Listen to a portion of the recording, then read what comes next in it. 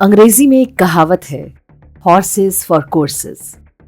शाब्दिक रूप से अर्थ है कि अलग अलग मैदान में दौड़ने के लिए अलग अलग घोड़े होते हैं। जो एक व्यक्ति या स्थिति के लिए उपयुक्त है, वही दूसरे के लिए अनुपयुक्त हो सकता है।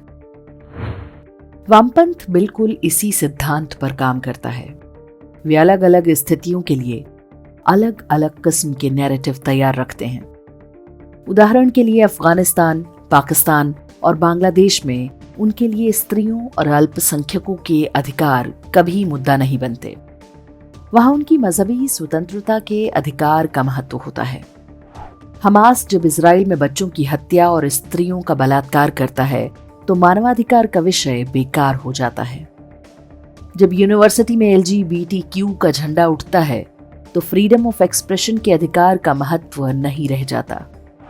वे स्त्रियों को फेमिनिज्म पर बहलाते हैं, फैक्ट्री वर्कर्स को मजदूर के अधिकारों का झांसा देते हैं और अब व्यापारियों को मोनोपोली से डरा रहे हैं। हर वर्ग के लिए एक नए तरह का पीड़ित भाव या विक्टिम आइडेंटिटी तलाशना, हर समाज में नया संघर्ष या कॉन्फ्लिक्ट नैरेटिव खड़ा करना और हर स्थिति के लिए नई रणनीति बनाना उन लोगों का काम है जो वामपंथ की नीतियां नियमित रूप से गढ़ते रहते हैं। इन्हें हम वामपंथी थिंक टैंक कह सकते हैं। अमेरिका में उन्हें गहरा झटका लगा और लगा कि वोकिज्म के नाम पर उन्होंने नया फ्रंट तैयार किया था, उसकी पोल खुल गई। अमेरिका में हो रहे राजनीतिक परिवर्तनों से भारत में विशेष उत्साह है, तो ऐसे में उनकी नई रणनीति होगी। पूरी संभावना है कि वे उन सारे मुद्दों को उछालेंगे जिनके आधार पर डोनाल्ड ट्रंप को भारत के विरुद्ध स्टैंड लेने के लिए उकसाया जाए। अमेरिका में नियमित रूप से चर्च जाने वाला प्रोटेस्टेंट ईसाई समुदाय डोनाल्ड ट्रंप का एक बड़ा जनाधार है। ऐसे में भारत को यदि एंटी क्रिश्चियन दिखाया जा सके तो ट्रंप को दबाव में लाया जा सकेगा। आप तय मानकर चलें कि एक बार फिर से भारत में चर्च पर हमलों के समाचार तेज होंगे। चर्च की खिड़कियों के शीशे टूटने लगेंगे, ननों के साथ बलात्कार की खबरें फैलाई जाएंगी। मणिपुर एक संवेदनशील राज्य है। वहां आग पहले से ही सुलग रही है। शुरुआत वहीं से हो सकती है। झारखंड, उड़ीसा और छत्तीसगढ़ भी इस नैरेटिव के लिए उपजाऊ जमीन है। कुल मिलाकर चर्च अंडर अटैक का माहौल दोबारा बनने वाला है। वामपंथी नीतिकार जानते हैं कि ये दोधारी तलवार है।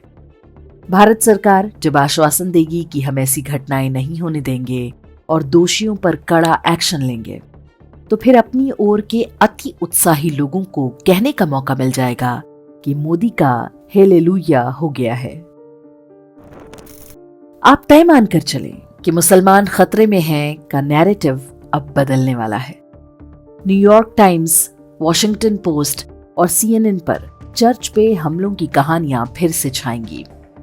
भारत में ईसाई तंत्र के मीडिया संस्थान उन कहानियों को बिना फैक्ट चेक किए दिखाएंगे। कोई पादरी बाथरूम में फिसल भी जाए तो समाचार ऐसे छपेगा जैसे मोदी ने उसे धक्का दे दिया हो। यदि आपको ये अतिशयोक्ति लग रहा हो तो टाइम्स ऑफ इंडिया में छपा ये समाचार देखें। ट्रक पलटने से एक व्यक्ति की मौत हो गई। समाचार ऐसे लिखा गया मानो जनजातीय व्यक्ति को देखकर ट्रक जानबूझकर पलट गया हो। ये एक उदाहरण है। ऐसे फर्जी नैरेटिव बनाना वामपंथी मीडिया के लिए बाएं हाथ का खेल होता है। अपनी सुविधा के अनुसार वो ईसाई और इस्लामी संस्थाओं से सहायता लेने में भी विशेषज्ञ होते हैं। आने वाले दिनों में अखबारों और चैनलों पर चर्च या ईसाइयों पर हमले के किसी भी समाचार पर आंख मूंद कर विश्वास न करें। इस बारे में विदेशी मीडिया में छपने वाले फेक न्यूज का विरोध उनके सोशल मीडिया और ईमेल अकाउंट पर दर्ज कराएं। जो भारतीय मीडिया संस्थान ऐसे हिंदू विरोधी झूठ को फैलाने में सहायता करते हैं, उनके मालिकों, संपादकों और पत्रकारों को टैग करके अपना विरोध व्यक्त करें। यदि आप वकील या सामाजिक धार्मिक संस्था हैं तो ऐसे अफवाहबाजों के विरुद्ध धार्मिक घृणा फैलाने का केस थाने में दर्ज कराएं। वामपंथ हो या कोई अब्राहमिक मजहब, भारत सभी के लिए शत्रु है।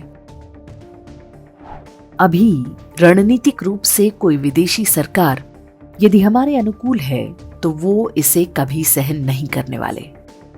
ऐसे में हम मूक दर्शक नहीं बन सकते। इस युद्ध को हमें भी लड़ना ही होगा।